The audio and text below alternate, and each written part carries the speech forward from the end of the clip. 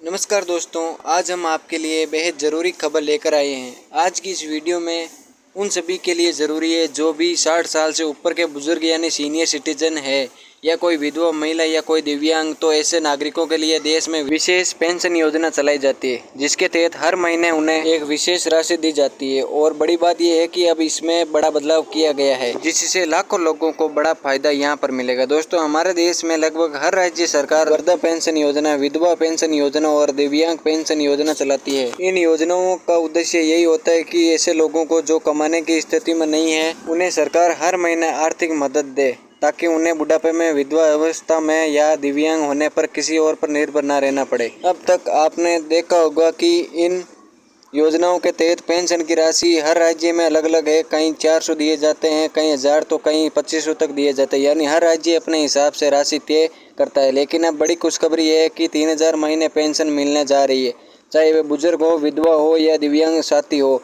सबको 3000 प्रति माह दिए जाएंगे। अब यहाँ कई सवाल उठते हैं, आखिर ये किस राज्य में लागू होगा, कौन कौन लोग इसके पात्र होंगे और कब से इसका लाभ मिलेगा? इन सब सवालों के जवाब मैं आपको विस्तार से देने जा रहा हूँ, इसलिए आपसे निवेदन है कि इस वीडियो को पूरा देखें। और अगर वीडियो अच्छा लगे तो लाइक ज़रूर करें, और अगर आपके मन में कोई सवाल रह जाए तो आप कमेंट बॉक्स में लिख सकते हैं। मैं आपके हर सवाल का जवाब देने की पूरी कोशिश करूंगा। साथ ही आपके राज्य में अभी के समय कितने पेंशन मिल रही है, हमें कमेंट्स में ज़रूर बताएं। तो चलिए अब जानते हैं विस्तार से। दोस्तों, जब भारत सरकार कोई योजना लाती है तो वह पूरे देश में लागू होती है, जैसे प्रधानमंत्री आवास योजना, आयुष्मान भारत कार्ड, अटल पेंशन योजना और सुकन्या समृद्धि योजना। ये सब योजना पूरे देश में समान रूप से लागू होती है। लेकिन बात जब राज्य सरकारों की पेंशन योजनाओं की आती है तो यहाँ पर आपको फर्क देखने को मिलेगा। अब मैं आपको कुछ राज्यों का उदाहरण देता हूँ। जैसे कि अगर दिल्ली की बात करें तो वहाँ अभी बुजुर्गों, विधवाओं और दिव्यांगों को 2500 रुपये प्रति माह दिए जा रहे हैं। इसी प्रकार हरियाणा में 3000 दिए जाते हैं। और अब हाल ही में घोषणा हुई कि हरियाणा में पेंशन 3250 रुपये कर दी जाएगी, यानी हर बुजुर्ग, हर विधवा और हर दिव्यांग को 3250 रुपये हर महीने मिलेंगे। ये कदम बेहद सराहनीय है। लेकिन अगर दूसरी तरफ देखें तो तस्वीर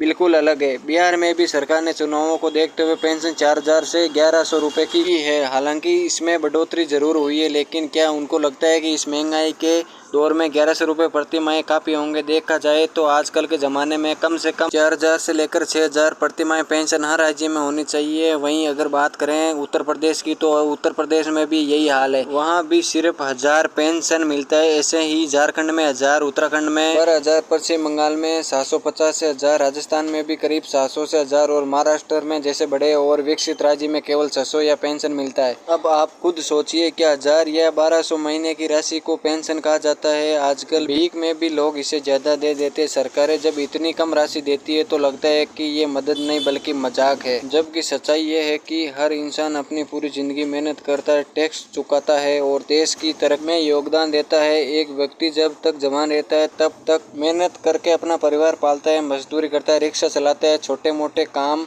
करता है, नौकरी करता है। हर छोटी बड़ी चीज पर वह टैक्स देता है। गाड़ी खरीदी तो टैक्स, कपड़ा खरीदा तो टैक्स, यहाँ तक कि टूथब्रश और टूथपेस्ट तक टैक्स, यानी पूरी जिंदगी इंसान टैक्स देता रहता है। लेकिन जब वही व्यक्ति 60 साल का हो जाता है और कमाने की हालात में नहीं रहता है तो सरकार को उसकी जिम्मेदारी लेनी चाहिए। उसे इतना पेंशन तो मिलना ही चाहिए जिससे उसका बुढ़ापा आराम से गुजर सके। हरियाणा सरकार का 3000 वाला फैसला इसलिए भी अच्छा है क्योंकि इससे कम से कम 100 रुपये रोज किसी बुजुर्ग, विधवा या दिव्यांग का खर्चा निकल जाएगा। वह अपने दवा ले सकता है, खाने पीने का सामान ला सकता है और अपने छोटे छोटे खर्चे पूरे कर सकता है।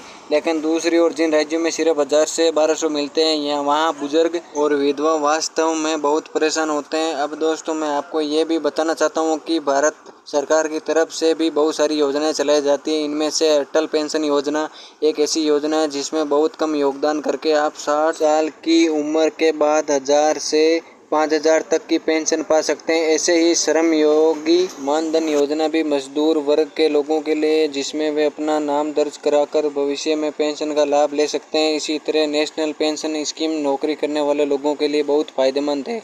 वहीं किसान सम्मान निधि योजना किसानों के लिए, जिसके तहत उन्हें हर साल 6000 रुपये मिलते हैं। आयुष्मान भारत कार्ड भी बहुत बड़ा कदम है जिसमें 5 लाख तक का मुफ्त इलाज उपलब्ध है। और सुकन्या समृद्धि योजना तो खासकर बच्चों के भविष्य के लिए है, जिसमें माता पिता उनका पैसा सुरक्षित कर सकते हैं। इन योजनाओं से लोगों को बहुत लाभ हो सकता है, लेकिन असली समस्या ये है कि इनका प्रचार प्रसार सही से गांव-गांव तक रखते हैं। नेता लोग वोट मांगने के लिए तो हर घर पहुंच जाते हैं, लेकिन किसी योजना की नहीं पहुंचाते। आज भी आधे से ज़्यादा लोग इन योजनाओं के बारे में जानकारी ही नहीं है। जानकारी देने के लिए कोई घर घर नहीं पहुंचाता।